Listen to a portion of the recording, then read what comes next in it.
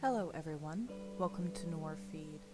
Today we will be discussing the troubling case of Ronald Gene Simmons. Now then, shall we? Ronald Gene Simmons Sr. was born July 15, 1940 in Chicago, Illinois. When Ronald was 3 years old, his father, William Simmons, passed away due to a stroke. His mother soon remarried to William D. Griffin, a civil engineer for the U.S. Army Corps of Engineers. The family relocated due to Griffin's work in 1946 to Little Rock, Arkansas. Over the years, the family would move all over the state as necessary for Griffin's work. When Simmons was just 17, he dropped out of high school and joined the U.S. Navy that same day.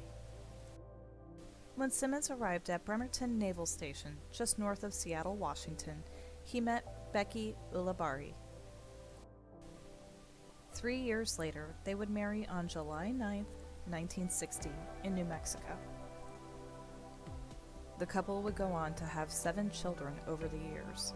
It would be these same children who would experience abuse and tragedy. Authorities in Cloudcroft, New Mexico's Department of Human Services started investigating the Simmons family on April 3, 1981. There had been allegations that he had sexually abused his 17-year-old daughter, and she had become pregnant as a result of the abuse. Simmons packed his family up and immediately fled New Mexico.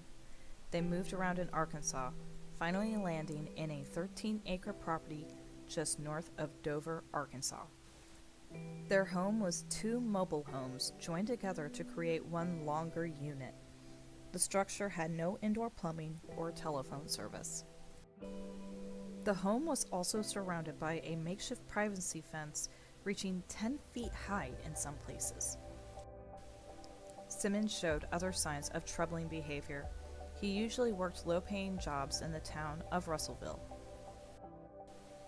He quit a job as an account receivables clerk after coworkers filed multiple complaints of unwanted sexual advances.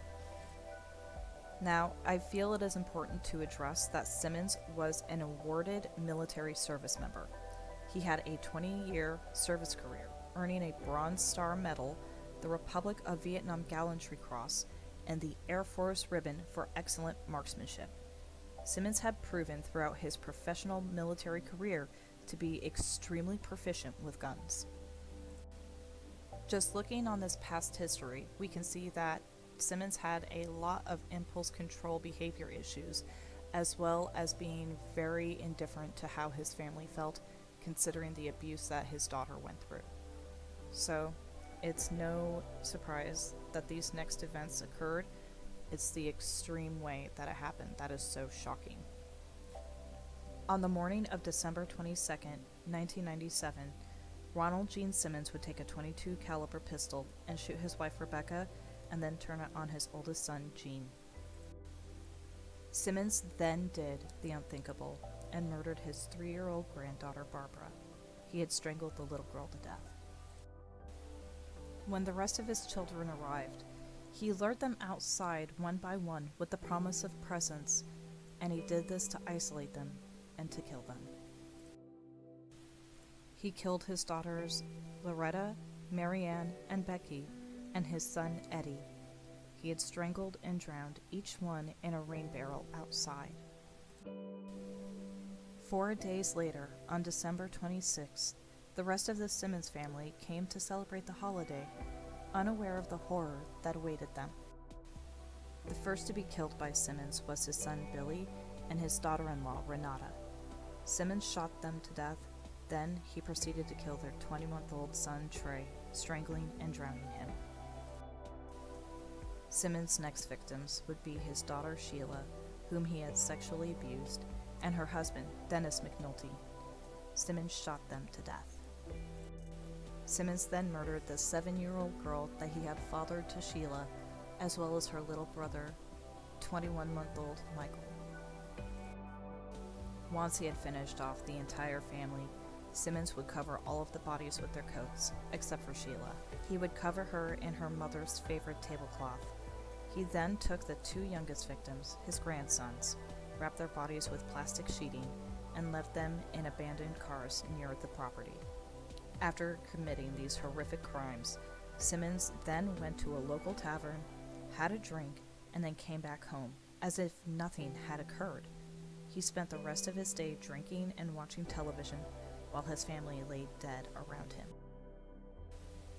As if this tragedy wasn't bad enough, Simmons wasn't done with his rampage.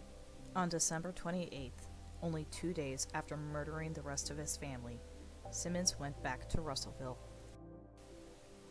Simmons walked into a law office, but it wasn't to find an attorney. He had targeted the receptionist, Kathy Kendrick. In the past, Simmons had made advances towards her, but she told him that she wasn't interested. Simmons shot and killed Kathy in cold blood. He then went on to an oil company, shooting J.D. Chaffin and the company's owner, Rusty Taylor. Taylor was only wounded. However, J.D. would succumb to his injuries.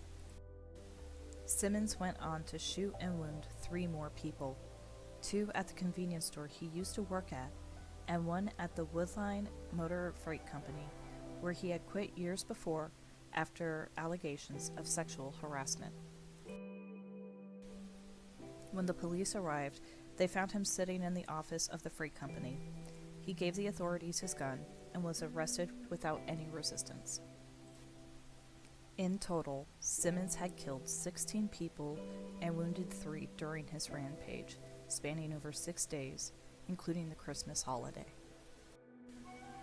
Simmons was charged with 16 counts of murder and was found guilty. This carried a death sentence. However, he did not seek an appeal to the sentence, stating, "In my particular case, anything short of death would be a cruel and unusual punishment." The court was concerned about Simmons' competence, as he waived his own rights to an appeal. In the end, he was found to be aware of his actions and competent to waive his rights to an appeal. On June 25, 1990, Simmons was executed by lethal injection. His body would remain unclaimed, and his remains were buried in a potter's field. And that was the story of Ronald Gene Simmons. Thank you all so much for listening. I really appreciate you all watching my videos, and I will see you next time.